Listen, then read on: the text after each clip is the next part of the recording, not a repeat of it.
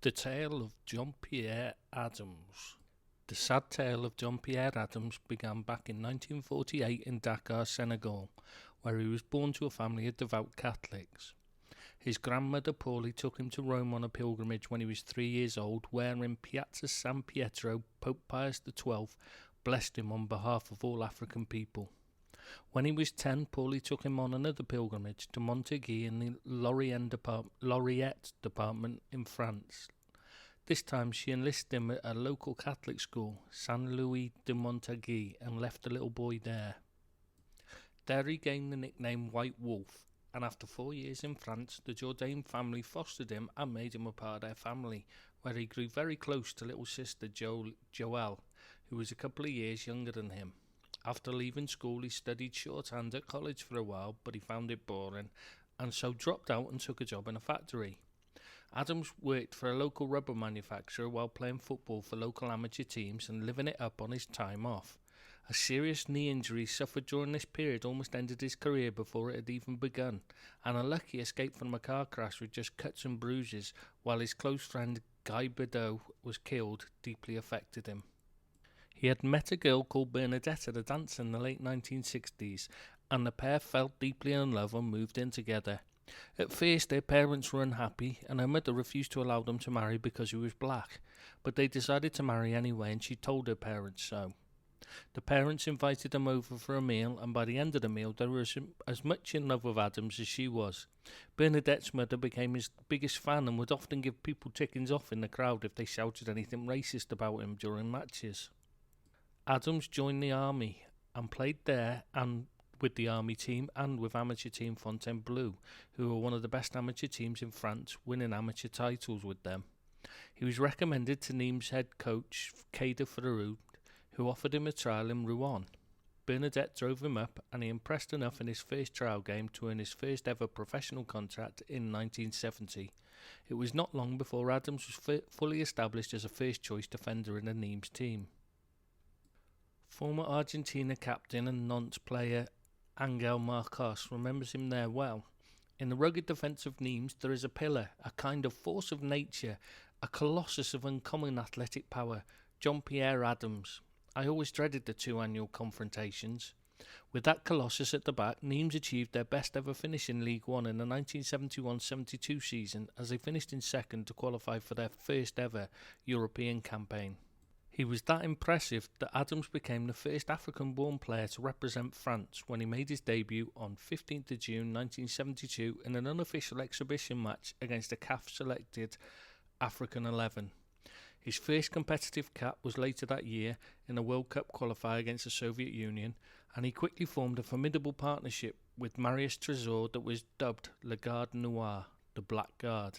In fact, they were immediately friends from their first meeting, which ended in a pub crawl of the worst dives in Corsica.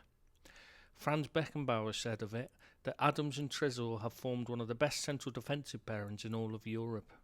In the summer of 1973, Big Spend in Nice signed Adams to help them achieve their ambitions, and he carried on standing out as a defensive colossus. France Football, naming him in their team of the season, says, Adams remains without a rival in his role, where his extraordinary athletic qualities can match the best. Unfortunately, injuries curtailed his France career after just 22 caps, but he continued to dominate at the back in the league. There was controversy in European competition, with Nice 4-0 up from a first leg at home to Fenerbahce in the UEFA Cup second round when they travelled to Turkey. The Hungarian referee gave Fenerbahce a penalty that was reported as non-existent. An incensed Adams went over to the referee, dropped his shorts and was shown a red card, receiving a 3-match ban from UEFA. Former France manager Henri Michel said of him, he was a force of nature, very strong physically, and he had great determination and willingness. He was formidable, very patriotic, and it was a pleasure to play with him. He started as a forward but then played at the back. Adams went on to play for PSG before dropping down to League Two with FC Mulhouse, and then a year with amateur side FC Chalon before retiring in 1981 at the age of just 33. Adams made the decision to move into youth coaching, and so, in March 1982, he travelled up to Dijon for 3 days of studying and training. While there, he damaged a tendon in his leg and went to a hospital in Lyon for an X-ray to assess the extent of the injury. At the hospital, he met a doctor who looked after the Lyon team, and he offered to help Adams. After a consultation between the two, the decision was made to have surgery on Adams' troublesome knee, and he was booked in for Wednesday, 17th of March 1982 at Edouard Herriot Hospital in Lyon. Just before leaving for the operation, Adams told Bernadette, "It's all right, I'm in great shape. They will operate at 11. Think of me and go to see me in 8 days, and don't forget a couple of crutches." It was purely routine surgery to correct his troublesome knee, but the hospital staff were on strike when Adams reached the hospital. Despite that, the operation went ahead with an anaesthetist and a trainee having to look after 8 patients at once in 2 different rooms. One of those 8 patients was a child that took up most of the anaesthetist's time, leaving Adams barely supervised, and so the errors were not spotted in time. He was badly intubated, with a tube blocking the pathway to his lungs instead of ventilating them, meaning Adams' brain was starved of oxygen, causing him to go into cardiac arrest. He was left in a coma. Bernadette said later, the female anaesthetist was looking after 8 patients, one after the other like an assembly line. Jean-Pierre was supervised by a trainee who was repeating a year, who later admitted in court, "I was not up to the task I was entrusted with." Given it was a vital operation and that the hospital was on strike, they were missing doctors, and this woman was looking after 8 patients in 2 different rooms. Someone should have called me to say they were going to delay the operation. Just to make matters worse, Adams had been put on the wrong type of bed with a drug used known to be problematic. The call Bernadette was given was to get there immediately. She explains, "I found him lying on a bed, tubes everywhere. I didn't leave the hospital for 5 days. I thought he was going to wake up and then I needed to be there." Adams was then moved north to a hospital in Chalon, where he was neglected by staff. Bernadette discovered an infected bed sore that required yet another operation to treat, as the infection had reached his bones. She was quite rightly livid over the way he had been handled and began legal action. After 15 months in hospital care, the local authorities told Bernadette that they were going to put him in an elderly care home, as he would be better off in there. Bernadette was unhappy with that idea, so instead she took him home to give him 24-hour round-the-clock care herself. Each day she gets up during the night to turn him over to prevent a recurrence of the bed sores. She blends all his food, takes him to the toilet, changes clothes, shaves him, feeds him, and helps a kinesiologist to ensure his lungs are clean and to exercise his muscles. In the end, thanks to a lot of help from the French League, French Football Federation and Variety Club of France, she had a small house built, which she called Mar de Boule Athlete Dormant, sorry for my pronunciation, the house of the beautiful sleeping athlete, where he could be next to the focal point of family life, the kitchen living room. Her court case against the hospital took more than 10 years to be resolved, with Bernadette stating that she has never once received an apology for what happened.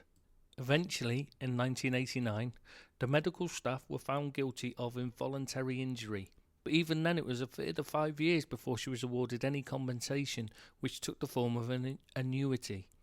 The anaesthetist and trainee were given 1 month suspended sentences and a small fine, while Adams continues on an existence in a persistent vegetative state, having suffered catastrophic brain damage. He can breathe without a machine, feel, smell, hear, even jumping when a dog barks, but he cannot see or shut his eyes.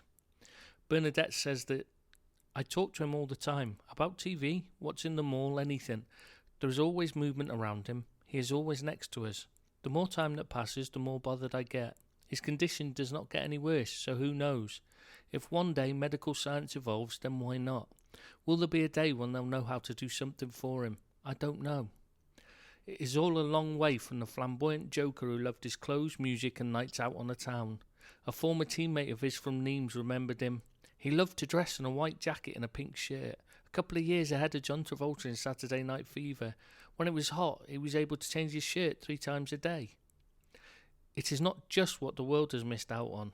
It is what Adams has missed out on, such as his son Laurent signing for Nimes in 1996, though he was unable to make it at the club. Could things have been different if he had had his father there to guide him? Then there are the grandchildren he has never been able to enjoy. It is a sad way for such a great athlete to spend his final days, unable to interact with the world around him.